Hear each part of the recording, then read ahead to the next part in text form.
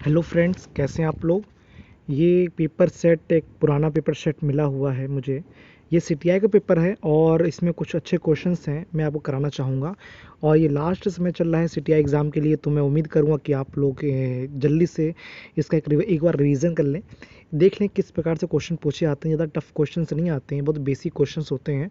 तो आप लोगों को घबराना नहीं है, बहुत अच्छी तरह से एग्ज़ाम देना है, पेशेंस बना कर रखना है और पूरे क्वेश्चन को सॉल्व करने, नेगेटिव मार्किंग नहीं है। और करना ये है कि आप लोग एक तरफ से क्वेश्चन पेपर स्टार्ट करिएगा और लगातार कंटिन्यूस उसे करते जाइएगा। ऐसा मत करिए कि ना ये क्वेश्चन आए छोड़ दिया आगे बढ़ गए, ऐसा मत करिएगा। आप हर एक क्वेश्चन को अटेम्प्ट करते हुए चलिएगा, क्योंकि बाद में आपके पास समय नहीं रह जाएगा। ठीक है, चलिए अब हम बात करते हैं अपने क्वेश्चन पेपर के बारे में। तो मैं आपको बता दूं कि 2 घंटे पेपर होगा आप लोगों का, ठीक है, और 75% और 25% का रेशियो रहेगा। तो मैं कुछ क्वेश्चन हैं जल्दी से मैं करा देता हूँ। प्रकाश समानता कैसे चलता है? प्रकाश समानता कैसे चलता है, तो आपको बता दूं उसका राइट आंसर क्या होगा। एक सीधी रेखा में। प्रकाश हमेशा एक सीधी रेखा में चलता है। चलिए क्वेश्चन सेकंड के बारे में बात करते हैं। वह पहला देश जहां औद्योगिक क्रांति हुई, वह पहला देश जहां औद्योगिक क्रांति हुई थी, उसका क्या नाम था? ब्रिटेन देश कंट्री था, ठीक है ना। ओके, क्वेश्चन थर्ड के बारे में बात करते हैं। एक सौर जल हीटर का प्रयोग पानी गर्म करने के लिए नहीं कर सकते हैं, ठीक है ना। धूप वाले दिन में या बादल वाले दिन में या एक गर्म दिन में या हवादार दिन में। आपको पता है बादल होंगे तो आप लोग हीटर गर्म नहीं कर पाएंगे, तो बादल वाले दिन में, ठीक है। भारत में पहला सूती कारखाना स्थापित कहाँ हुआ था? इसका क्वेश्चन कोलकाता वैसे राइट आंसर है, पर ऑप्शन दिया नहीं गया है, इसलिए इसका राइट आंसर यहाँ पर बॉम्बे हो जाएगा, ठीक है। चलिए इसके बारे में बात करते हैं। रीगर मिट्टी इसका दूसरा नाम है। रीगर मिट्टी का दूसरा नाम क्या होता है बच्चों? मैं बता दूं, काली मिट्टी होता है। क्या होता है? काली मिट्टी, ठीक है। तो यानी इसका मतलब क्या हुआ? काली मिट्टी इसका राइट आंसर होगा। तो यानी कि जो आपको पांचवा जो क्वेश्चन था, इसका राइट आंसर क्या निकल के आ रहा है? काली मिट्टी। ओके, रीगर मिट्टी का मतलब क्या होगा? काली मिट्टी। चलिए क्वेश्चन 6 के बारे में बात करते हैं। तारों के विभिन्न समूह कहलाते हैं। तारों के विभिन्न समूह आपको पता क्या कहलाते हैं? यदि आप लोगों को नहीं पता है तो आपको बता दीजिए। जो तारों का जो विभिन्न समूह होता है, तारामंडल, आकाशीय पिंड, ठीक है ना, तारामंडल, ठीक है ना। चलिए क्वेश्चन 7 के बारे में बात करते हैं। किस देश में 2 दलीय प्रणाली है? ठीक है, 2 दलीय प्रणाली है। Bharat, Sri Lanka, United kingdom, Nepal. तो उसका राइट आंसर क्या होगा? भारत हो जाएगा। चलिए, निम्न में से कौन एक मैक्रो पोषक है? मैक्रो पोषक, एक होता है माइक्रो, एक होता है मैक्रो होता है बेटा, एक होता है माइक्रो। क्या होता है? एक माइक्रो होता है, ठीक है ना। तो जो मैक्रो होते हैं, जो कि मैक्रो होते हैं, मैं बता दूं आपको, कैल्शियम होते हैं, ठीक है, मैग्नीशियम होते हैं, ठीक है, आपका सोडियम होते हैं, Na होता है, ठीक है, ये सब होते हैं।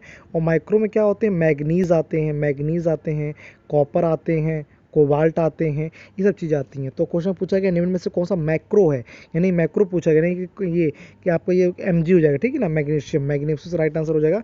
चलिए अब बारे में बात करते हैं, क्वेश्चन 9 के बारे में बात करते हैं। आप देख पा रहे हो स्क्रीन पर क्वेश्चन 9 के बारे में।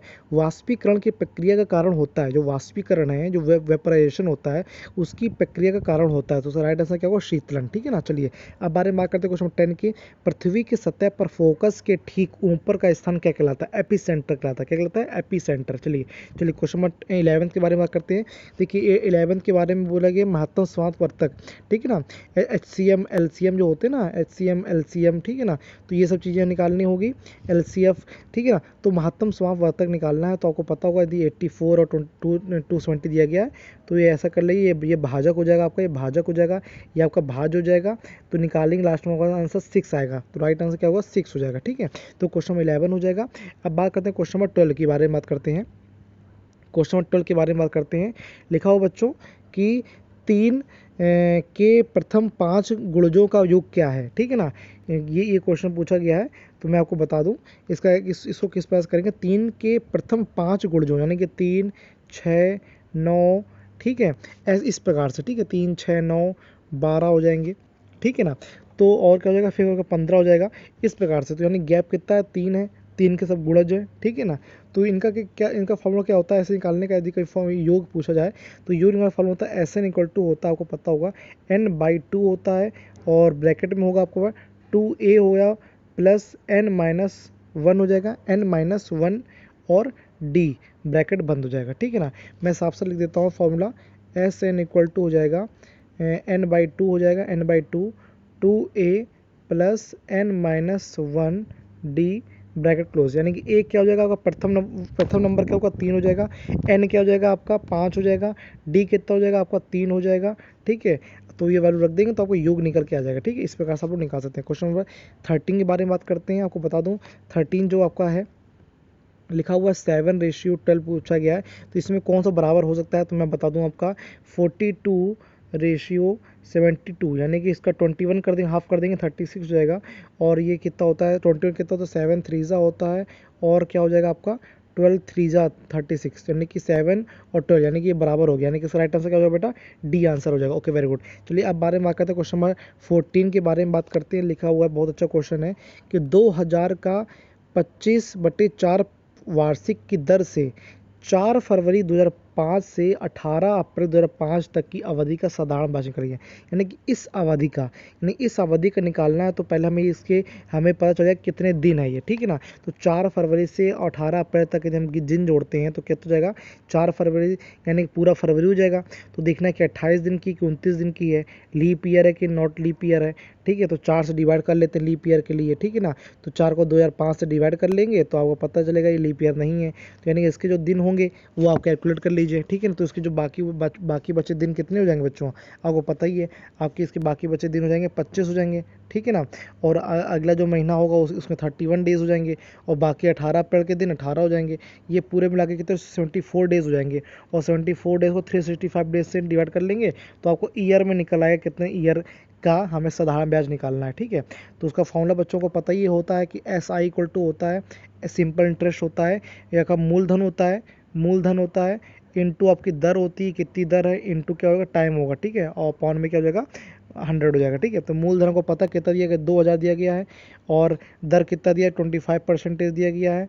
ठीक है, और समय कितना निकल के आएगा आपको पता ही है कितना 74/365 कर देंगे 100 का, तो इसका फॉर्मूला राइट आंसर निकलेगा, तो राइट आंसर तो 24 निकलेगा। ठीक है, 25। ठीक है, तो इस प्रकार से हम लोग क्वेश्चन को हल करने की पूरी कोशिश करेंगे।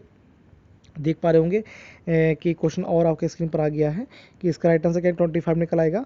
क्वेश्चन 15 के बारे में बात करेंगे, तो लिखा हुआ 20 संख्याओं का औसत क्या है, शून्य है। यानी कोई 20 संख्याएं हैं, उन सबका औसत क्या है, शून्य होगा। जब शून्य है तो क्या होगा, अधिक से अधिक कितनी संख्या शून्य हो सकती हैं, यानी कि अधिक से अधिक कितनी संख्या शून्य होगी, शून्य इसका राइट आंसर होगा बेटा। ठीक है, तो इसका राइट आंसर क्या शून्य हो जाएगा, तो 15 का राइट आंसर ए हो जाएगा। तो इस प्रकार से बहुत सिंपल क्वेश्चन आते हैं, ज़्यादा घबराने की जरूरत नहीं है आप लोगों को। ये लास्ट वीडियो है CTI के लिए मैंने बनाया आप लोगों के लिए, क्योंकि आपके एग्ज़ाम तो अब आ ही गए हैं, कल आपका एग्ज़ाम है। तो मैं सभी बच्चों लोगों को दिल से हार्दिक शुभकामनाएं दूंगा कि ताकि आप लोगों का जो एग्ज़ाम है बहुत अच्छी तरीके से बीते, और मेरा बेस्ट विशेष आप लोगों के साथ में भी है। और आप लोग जैसे ही क्वेश्चन करके आइएगा तो बताइएगा सर ये क्वेश्चन आया था, तो मैं उसके आंसर मैं बताने की कोशिश करूँगा। सो प्लीज़ ये है कि आप जैसे एग्ज़ाम दे के आए तुरंत उनको उसको बारे में बताएं कि सर ये आपको ये एग्ज़ाम आया था, इसका राइट आंसर क्या होगा। ठीक है, तो तब तक के लिए आप लोग एंजॉय करिए और अच्छे एग्ज़ाम को दीजिए ताकि आपको भविष्य बन सके।